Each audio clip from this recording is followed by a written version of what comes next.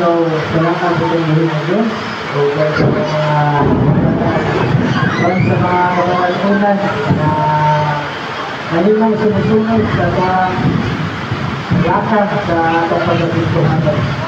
Una sa akong pinapasalamatan ng atong buhin ng Diyos, din ang inyong tulong na nasabot sa mga kabataan-unan.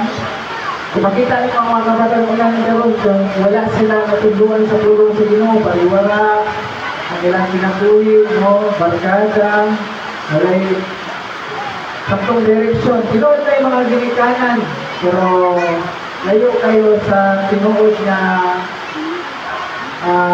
kasing-kasing good na gusto sa Ginoong mahitabo sa isa na batanon siya kinabuhi.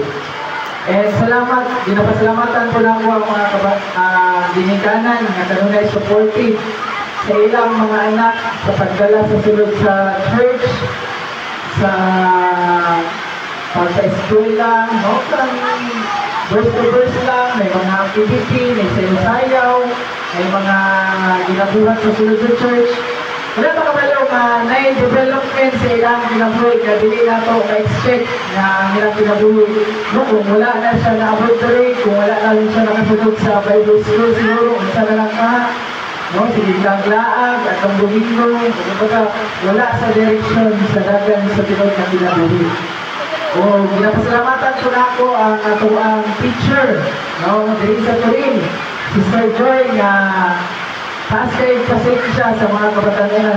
Sa tinood lang, kung pagmatunaan mo ang mga kinikanan, isa duha lang ngayong anak, mag-init ang iyong ulo. Lagaw lang ang daghan ang iyang i-handle. Pasalamatan kita na nag-ministeryo sa bulatan sa Ginoo na magpunto sa mga kabataan dahil na ang ilang development.